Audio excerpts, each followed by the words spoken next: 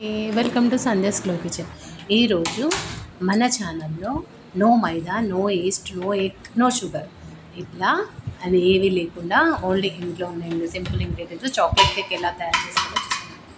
ముందు 200 గ్రాముల 200 గ్రామ్స్ గోధుమ పిండి తీసుకొని దాంట్లో 2 టేబుల్ స్పూన్ల కోకో పౌడర్ వేసుకొని కోకో పౌడర్ వేసుకోవాలి.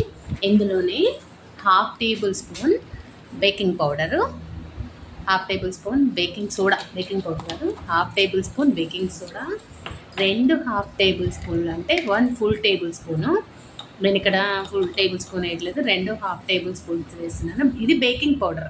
ఫస్ట్ వేసుకునేది బేకింగ్ సోడా, ఇప్పుడు వేసుకునేది బేకింగ్ పౌడర్. ఇవన్నీ వేసి వీటిని బాగా చల్లించి పక్కన పెట్టుకోవాలి. మనం సింపుల్ ఇంగ్రీడియంట్స్తోని 40 మినిట్స్లో మంచి చాక్లెట్ కేక్ తయారవుతుంది. ఇలా చల్లించి పక్కన పెట్టిన తర్వాత ఈ లోపల 200 గ్రామ్స్ బెల్లము చిన్న ముక్కలుగా చేసుకొని కొన్ని వాటర్ పోసి దాన్ని మంచిగా వాటర్లో బాగా కరగబెట్టుకోవాలి. ఆ కరగబెట్టుకున్న దాన్ని వేరొక బౌల్ తీసుకొని దాంట్లో వడగట్టుకోవాలి. ఎందుకంటే బెల్లంలో ఏమైనా ఇసుక చెత్త వెనుక వస్తే ఫిల్టర్ చేసుకోవాలి కాబట్టి ఇలా దాన్ని వడగట్టుకోవాలి. దీంట్లోని 50 grams home made melted butter. ఇది కూడా నేను బటర్ ఇంట్లోనే చేస్తాను కాబట్టి బటర్ మనం ఎంత కడిగినా కొంచెం అందులో మేగడాలు లాంటి తరకలు ఉంటాయి కాబట్టి దీన్ని కూడా నేను వడగట్టుకుంటున్నాను. మీరు షాప్లో బటర్ అయితే అవసరం లేదు, డైరెక్ట్గా మన రూమ్ టెంపరేచర్ వచ్చిన తర్వాత అందులో వేసి కలుపుకోవచ్చు. ఇలా హోమ్ మేడ్ బటర్ నేను ఒక 50 గ్రామ్స్ తీసుకొని 50 తీసుకొని దాన్ని బాగా కలుపుకోవాలి. ఇలా మంచిగా కలుపుకోవాలి.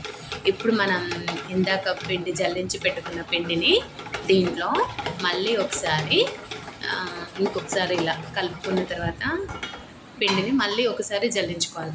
ఇలా చేసుకోవడం వల్ల ఏంటంటే పిండి అనేది మంచిగా కేక్ అనేది ఫ్లఫీగా వస్తుంది, ఎలాంటి లేకుండా మంచిగా సాఫ్ట్గా వస్తుంది. దీన్ని మళ్ళీ ఒకసారి ఇలా జల్లించి దీన్ని బాగా మిక్స్ చేసుకోవాలి. ఇలా జల్లించి పెట్టుకొని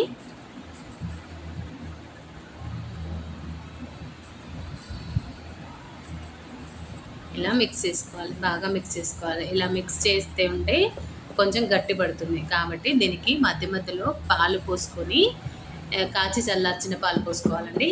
కాచి చల్లార్చిన పాలు పోసుకుంటూ దీన్ని ఇలా రిబ్బన్ కన్సిస్టెన్సీ వచ్చేలాగా ఇలా తీస్తే రిబ్బన్ లాగా ఇలా పడుతూ ఉండాలన్నట్టు. రిబ్బన్ కన్సిస్టెన్సీ వచ్చేదాకా పాలు, నాకైతే ఒక 50 ml మిల్క్ పడింది. దీనికి ఇలా పైకి తీసుకొని ఇలా పడితే రిబ్బన్ కన్సిస్టెన్సీ అంటారు దీన్ని. ఇలా పడితే దాన్ని అప్పుడు కేక్ మోల్డ్లోకి వేసుకోవచ్చు. ఇప్పుడు మనం కేక్ చేసే ప్యాన్కి బటర్ అంతా వేసి దాంట్లో ఒక ½ స్పూన్ వెనిలా ఎసెన్స్ కూడా యాడ్ చేసుకోవాలండి. ఒక ½ table spoon vanilla essence add చేసుకొని ఈ లోపల మనం ఏంటంటే ఒక కేక్ టిన్ అంటే ప్యాన్ మనం ఎందులో అయితే కేక్ చేసుకుంటున్నామో ఆ మోల్డ్కి బటర్ రాసి పిండి వేసి దాన్ని మొత్తం డస్టింగ్ చేసుకోవాలి. మొత్తం పిండి అంతా బౌల్ అంతా పరుచుకునేలాగా డస్టింగ్ చేసి పెట్టుకోవాలి. దాన్ని ఇప్పుడు మనం ఈ తయారు చేసుకున్న మిశ్రమాన్ని ఇలా చేసుకోవాలి. దీంట్లో స్లోగా పోసుకోవాలి. తయారు చేసుకున్న మీదని స్లోగా బౌల్లో వేసుకోవాలి.